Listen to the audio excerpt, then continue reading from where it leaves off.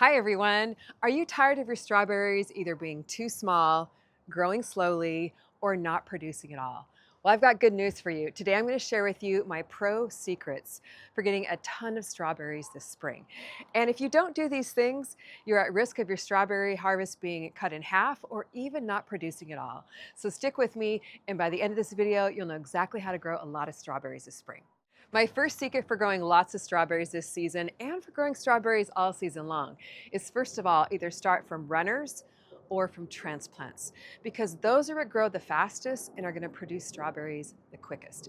Now, a lot of people like to start strawberries from seed. Perfectly okay if you want to do that. I always encourage you to experiment in the garden. However, it can be a little iffy starting strawberries from seed. They're very picky, they're very slow to germinate, and you probably won't get strawberries until your second season. Now, bare roots is also a good cost-effective way to grow strawberries. However, that can be a little iffy as well, because sometimes you order them online, you get them in the mail, and they're either completely dried up and don't start growing. So I like to grow mine from transplants. These I actually grew from transplants last year and got strawberries the very first season. You can see how loaded down with strawberries my plants are. This is the second season for them. And a little bonus, in the meantime, strawberries will send out runners, which create free plants. So on this side of my strawberry crate tower, I actually have a runner coming out from one of my plants. That's just a small shoot coming out from the mother plant. And if you see at the end here, there's a little root already producing little leaves. And I actually root this plant by sticking it in one of the holes of my strawberry crate tower, attach it with like a bobby pin or a landscape staple, and it will create a brand new free plant, which will produce strawberries for me this year. Now, something important to know about strawberries. If your strawberries aren't growing right now, it's probably because they're dormant for the winter time. They go to sleep for the winter and they might be dry and crispy looking, but hang in there, they're gonna perk up as soon as the weather starts to warm up. The optimal temperature for growing strawberries is between 35 and 85 degrees, but they're gonna start producing once it gets to be about 70 degrees. So I actually did a lot of my secrets on my strawberry crate tower about a month ago, and they're already producing a ton. Now, the second secret I have is to grow strawberries in a lot of different containers or in your raised beds. The sky's the limit with that. Don't limit yourself to just one area to grow strawberries. Here I'm growing them in my strawberry crate tower, which is a great way to grow tons of strawberries in a little bit of space. And these are just your regular garden variety plastic crates. You can pick them up at just about any Target or Walmart.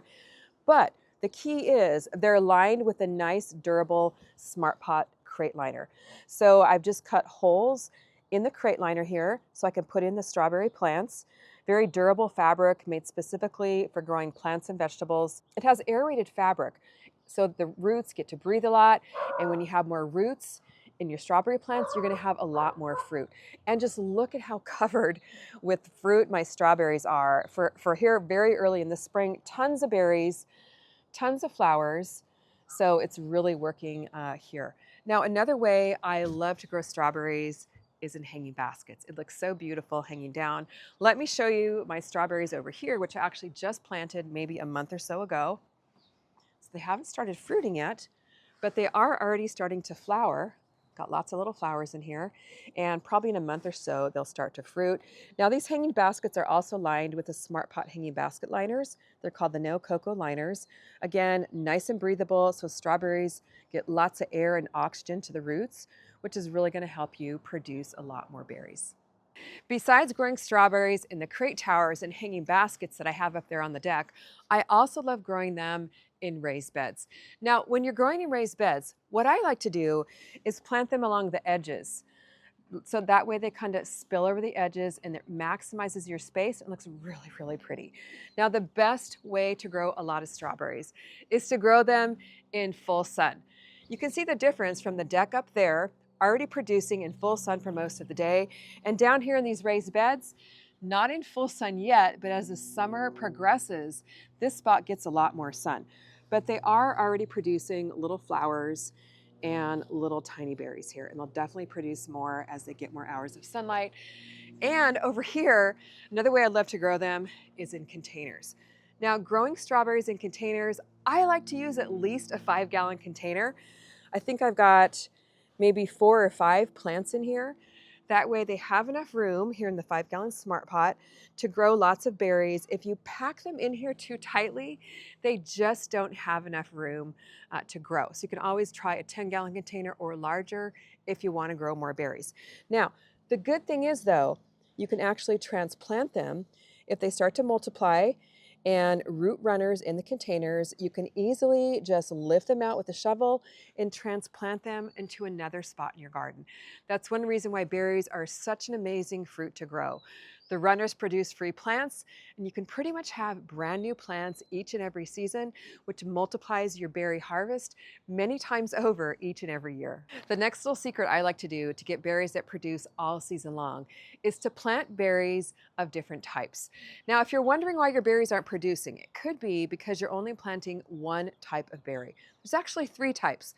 There's June bearing, which produce berries early in the season. Those are usually the largest berries of them all. And then there's everbearing, which produce smaller crops throughout the season. Sometimes they produce 2 to 3 crops a season. And there's also the day neutral variety, which will produce smaller berries all season long as well. So in here I've got some berries of different varieties. And if you don't know what berries produce best in your local area, ask at your local garden center because they're very knowledgeable and they can give you some really good recommendations. But here in my crate tower, I've got some quinoa berries, which are a June bearing berry. So they're producing right away, even though it's not June. And I also have some chandlers over here. So that'll be good for the mid-season. And then down below, I've got some seascape, which are the day neutral. So if you plant berries of all different varieties, you're gonna have berries producing for you all season long. The next secret to grow a ton of strawberries this spring is do the right soil prep. Believe me, you don't want to skip this step if you want to grow a lot of strawberries. Now, your strawberries might just be coming out of dormancy from the wintertime. And if that's the case, you want to make sure that you trim off, before you add new amendments, trim off any old, dead, dried leaves like this one. Now, I've already done this about a month or so ago, but I'll pick this one off and then you can just discard those. And then to help them wake up, you want to add good, fresh, new amendments to the soil here. So if you're just starting from scratch, make sure that you use a good organic potting mix, one that has good, high quality ingredients. So one of my favorites is the Bumper Crop potting mix. It has worm castings, bat guano, and kelp meal, and it is just black and beautiful. It smells fresh and earthy, and it doesn't have all kinds of fillers. So you can pot your strawberries up in this or add this to your raised beds. For now, since my strawberries are already planted, I'm just going to add a little handful to the top of my strawberry crate tower. And I've got some straw mulch in here, but that's perfectly okay. I'm just going to go ahead and sprinkle it down over the tops of the strawberries. Kind of scratch it in here to the soil. But I'm also going to grab a little handful of my fresh compost. So I'm going to grab one from this bucket. I always love to add compost to everything. It gives your berries nice, good organic nutrients. It also helps improve the soil structure. Just going to put some of this in the top. Kind of work that into the soil. Just a little handful is fine for a container. If you're growing your strawberries in raised beds, you can either put some soil around each and every plant, or you can top off your raised bed with a few inches of the organic potting mix.